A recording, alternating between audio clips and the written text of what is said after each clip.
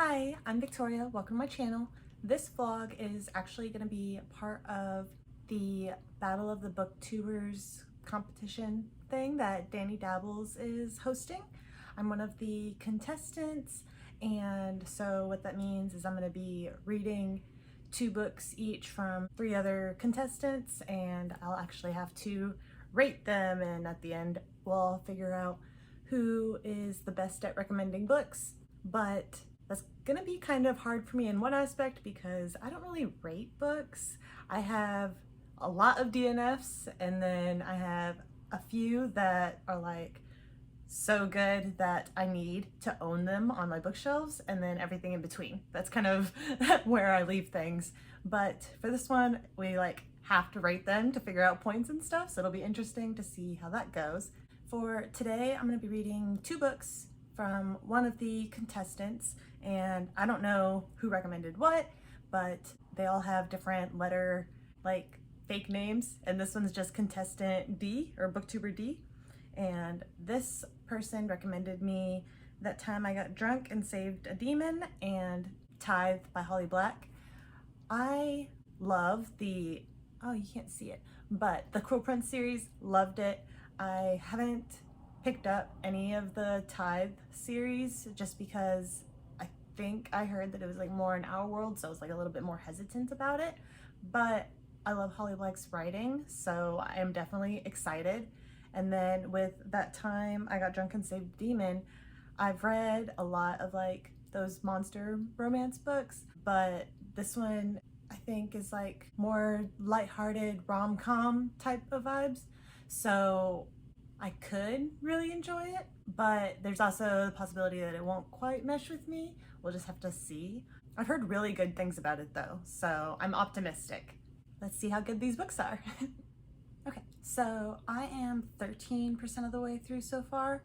I decided to start out with trying the audiobook, and the narrator actually is doing a pretty good job, so I think I'm gonna stick with going that route. She does a good job at really making it feel like you're in the perspective of a character. She gives good voice to her and everything. The book itself, I'm having a pretty good time. I don't think it's gonna be a favorite just as a first impression, but it's funny. I think maybe it tries a little too hard to be funny, but it does have classic rom-com-y type vibes. And it's kind of cheesy, but both in a good and a little bit of a bad kind of way. In a good way because I like rom-com cheesiness. So we have our main character who, her family has a spice farm, and she's named Cinnamon Hot Pepper. And then she has a friend whose family makes cheese named Brie. So it's I don't know, it's when towns have cheesy names in books. I kind of enjoy that. But in, I guess, sort of a bad aspect, it's kind of cheesy because it has maybe it's trying really hard to be modern, I guess. So the author uses words like kind of sus and bro and stuff, which as a fantasy reader, I don't really like seeing in fantasy settings, but I guess in a funny romance way, it might not be such a big deal. So that could just be a me problem, kind of straddling that line between genres, I guess. Being only 13% of the way through, I haven't really gotten a good feel for the main character yet. I know that she really likes cheese, which is another kind of cheesy thing. And I'd say she's a pretty brave character at first. There was an attempted robbery, and I wasn't sure if her actions were her being brave or if it was because she was drunk. But I think after seeing just how she interacts with people a little bit after that, I'd say she's just a pretty brave character. And I'd say she has kind of, I guess, spunk. She always seems to have a comeback to whatever people are saying, her brothers and everything, which led to some fun family interactions. I like the dynamic that I got to see some of between her family. But as for the romance, so far we've seen a little bit of the love interest. We have where she rescues him, and then there's a whole confrontation between him and her family, of them kind of seeing a demon and then learning that something they thought they knew wasn't the case. Now he's like calling on her to go on this journey with him to stop this lich, which I guess is like a sorceress who works with the undead. I don't remember the details of that. Another thing I don't remember is the love interest's name, but I guess we are early on. But yeah, that didn't stick. And it's not like I waited a long time to do this, but I don't know if they mentioned it and I just missed it the one time it was mentioned or what, but I don't know what his name is. It's very fast paced, so I don't think I'm gonna have any issues like getting through this book. I know it's a rom-com, but I am hoping that the main characters become at least a little bit more fleshed out. But I think it'll be fun, and I guess I will check in with you guys at the halfway point. Okay, so I am a little bit past halfway through that time I got drunk and saved a demon. Almost forgot the name, but I'm having a decent time with it. It's fun, but I think if I was not trying to see this through, I would have DNF'd it. Not out of any like, oh, this is terrible, just it's not really holding me. So things I like about it, I like in some ways, the over-the-topness of the different characters' personalities. I think the silliness of like how much they fit into a certain type helps keep me going when there's not much else keeping me going. I don't know if that makes sense, or I feel like it kind of sounds worse than I mean it to, but I do like some of the jokes in it quite a bit, like where they're trying to be funny. And I actually like the world building, or maybe like the premise of the world quite a bit. How it's like the lich cursed all the demons and then like made a whole religion about herself, so that way the humans thought she was like a goddess and were like terrified of the demons, even though they were actually like sentient and they used to coexist with the humans and stuff in the past. I actually found that pretty interesting. Not that in a book like this, like in a romance, it's not going to go super deep into it, but as like a premise for the world, I enjoyed it, or am enjoying it. But that's pretty much it. And then things that I'm not enjoying with the jokes thing, again, like I've said before, this book is trying really hard to be funny. And so it's like almost every other line is at least in some way meant to have like some sass or a full out joke or something that's clearly meant to make you laugh, I guess. And it just is a little too much for me. Yeah. And then I think the biggest issue with this book probably comes down to pacing. And I mean that in like almost all aspects. So like with the romance, the pacing is strange for me because they're like on such different wavelengths and there's like not enough meaningful interaction, or even just interaction in general between them before first you get like the attraction, but then the main guy, he like jumps to talking about marriage. And at least like the girl, she's like us as a reader, or me as a reader, where she's like, I have no idea where that came from, you know? But so he very quickly jumps to like wanting to have a serious forever relationship with her. And then she's like kind of going back and forth and stuff on her feelings and like trying to decide if she even trusts him and everything. It was just very random feeling. Like any development, it felt like it wasn't actually a development. It was just like kind of like a time jump. Like we should have seen something in between point A and point B, you know? And then not even just with romance, but relationships in general. Like there was a side character that she met and she literally knew them for like an hour. And then when something happens, she's like frantically searching around for them, which is fine, you know, be like, she's a good person and everything. It just felt like undeserved, I guess, because like she's literally only known this person an hour. So it seems to be like a trend where the characters meet someone and then we jump to them having some type of bond or connection or something with them without seeing the real build up to that point. And then aside from relationships, just the pacing with the book in general is kind of strange. Like there was a couple like different action scenes, I guess. One of them, I guess there was some buildup, and then one of them was just like out of nowhere, and it was supposed to be kind of a surprise thing, but the having an action scene there, like it was during a journeying part, and it just really didn't fit the vibe of the story, I guess. Because you have her, like you have the two of them going on a journey and just having like cozy like conversation, like slice of life type vibes going on, and then it jumps to like a attack. It's not like gory violent, but you know, there's like definite violence in it, and it just didn't match, I guess, the mood. So that kind of threw me off. It felt like a pacing, I don't know if pacing is even the right word, but it just felt strange being at the point that it was at, or just, I don't know. And that's not really to like say bad things about the book, because it's like when I watch a rom-com chick flick type movie, I'm not looking to really fall in love with characters. I'm looking to just have a fun time.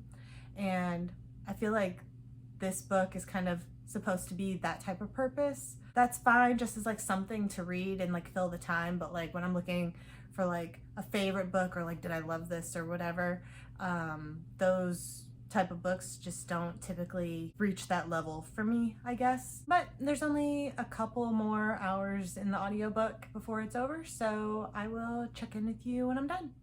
So I finished That Time I Got Drunk and Saved a Demon.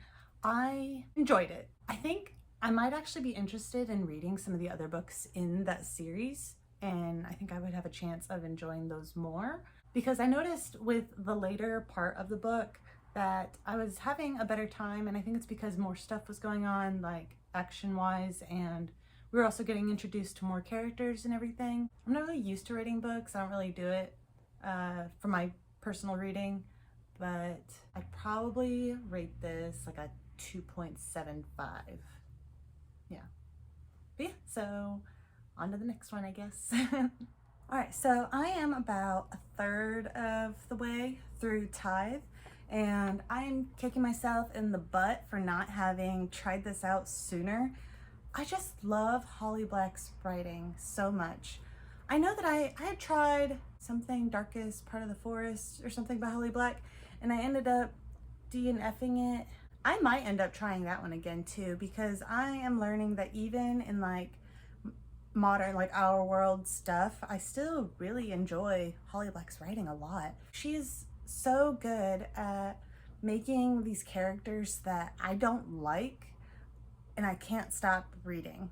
Like Jude in The Cruel Prince, I hated her. I did not like her character at all. I thought she was so annoying, and I still could not turn away from the story.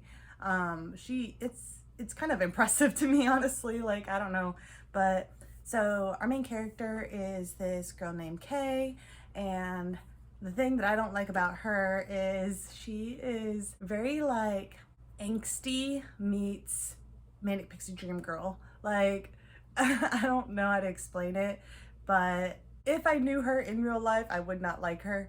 But in the story, it's actually really interesting, and like it fits with what her character needs for like being kind of looked at weird, because when she was a kid, like she saw these like fairies and stuff, and I don't know, but I'm feeling it. I'm enjoying it more now that we're getting into the fantasy aspects of the story, I guess. And there was a like little plot twist, not really a plot twist, I guess, I don't know, but there was something that I should have expected but did not for some reason, and I was really surprised when I saw it, and it just kind of set me up to be more excited for the story, I guess. Already we're seeing how Holly Black does good with like complicated relationships. She saved a fae that was injured and then found out something that they did, and now like their relationship is very complicated. I'm looking forward to see how toxic they can get, I guess. I don't know, but yeah, I regret not picking this up sooner. I'm so glad that I was kind of forced into finally doing it for this challenge. But yeah, so I will probably about 2/3 of the way book check in again, and so see you then. I am on chapter 11 of Tithe, and there's 15, I think, chapters. So I'm basically a little over 2/3 of the way through, something like that. I'm loving this. I don't know. Holly Black, I guess, is just one of my favorite authors. I just think she does an amazing job at storytelling, and also I love fairy tale aesthetic stuff, and her characters are like so interesting to me because they're always like these flawed people, like heavily flawed pretty much, from what I've read, but yet you still end up like rooting for them, which I feel is a really impressive thing, especially in YA. Like I feel like nowadays, especially with like grimdark or whatever, in adult fantasy, you'll see these morally gray characters and you still end up like rooting for them and stuff. But in YA, I feel like, yeah, the main characters might have like some minor flaws and stuff, but most of the time they're like overall solidly like a good person to root for. And I feel like in Holly Black's books you kind of have to hunt for the good a little bit, but I think that's what makes it so interesting. I will say, I think Tithe, I would probably say it's like a reading level lower than The Cruel Prince. It feels like it's just barely for a slightly younger audience. I don't know exactly what. It could be because the story's shorter. Like it doesn't feel like we're working through as much plot in the story. Like there is stuff going on, but it's like a simpler structure, I guess. I could be wrong about that, but that's just the feelings that I'm getting. And it's not a bad thing at all. I mean, I read middle grade books, you know, sometimes. I also think Kay, as an adult reading it, like I feel like I kind of have to hunt more for things to like about her, but at the same time there's also this relatability that as an adult is kind of nostalgic, but I could see it being really great for like teenagers reading this, to find yourself, I guess, in a character, not necessarily in some of the strange things that she does, but just her feelings and her social circle and just the interactions that she has with people and stuff. I could see it being really relatable, and I think that probably has to do with the fact that this is like, it is fantasy, but it is urban fantasy, you know, it's like in our world more than like The Cruel Prince, so we're dealing with like more human experiences than we saw in The Cruel Prince, you know? I'm having a really good time with it. One thing, there's a character named Corny who is Kay's friend's brother, and I kind of don't understand his purpose in the story. So far, it just kind of feels like he is thrown in just to like fluff things up. I'm sure that'll probably change, but so far I don't know why he's there, why he's relevant. Like it doesn't, it's not clicking yet. But yeah, this book is like an easy read and it goes by really quickly. It's not crazy long or anything. I don't even think it's 300 pages. No, it's 255. So I'll be done with this soon and I'll check in when I am. I have now finished Tithe. I really enjoyed this book. I don't think it's quite at The Cruel Prince level for me, but it's really close. Like definitely same vibes and everything. I had an amazing time. It definitely picked up a little bit there at the end, which I'm thankful for. It was interesting to see some of the similarities compared to The Cruel Prince, but also like the differences. Like one of the big differences that I would say between these series is with the romance, I guess, because in The Cruel Prince, it's like a very, very slow build where I didn't even fully support the romance until a good chunk into the third book. So, but in this one, maybe it's like, I don't know if pure is the right word, but more open a little bit. Yeah, I don't know, but it was really cute. I liked it. The thing with Corny's subplot, so throughout this book, anything that had to do with Corny, I was like, why is this even a thing in here? It doesn't feel like it's adding anything. I think it was build up because I think he's going to be more important in the future books in the series. That's kind of the lasting feeling that I'm having at the end with how things went down. So for this first book, he didn't really feel relevant, but I think he is going to be in the later ones. And I'm also curious to see Kay's future character development. I think she has a lot of potential, like, to grow into someone I really like. At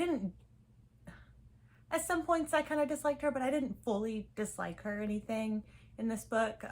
Some points I really enjoyed her personality and stuff, but I do think I'll probably like her more as she deals with things and like kind of has to grow up and stuff, and come into herself and everything. I think she has a lot of potential for me to like her way more than I do now. So that being said, I definitely do plan to continue this series. I think my overall rating for this book is pretty high. I would say it's not a 5-star. It's not like a new all-time favorite or anything, but I think I would give it like 4.5. Like it's up there. I really enjoyed it. Definitely more than That Time I Got Drunk and Saved a Demon. That one was just okay. Like, there were some fun aspects to it, but it was not something I would like care to reread or anything like that, you know? So now I'm supposed to guess which of the 3 competitors I think recommended this to me. I don't really know. I really don't have any solid guesses on any of my recommendations on who I think did them, but I'm gonna guess that this was Beatrice's picks. So I guess we'll see if I'm right or not. But either way, I had such a fun time reading these. Like, even when it's not like a new favorite book, it's just, this has been like such a cool experience. But yeah. So I guess that's it for this reading vlog. Thank you guys so much for watching. Bye!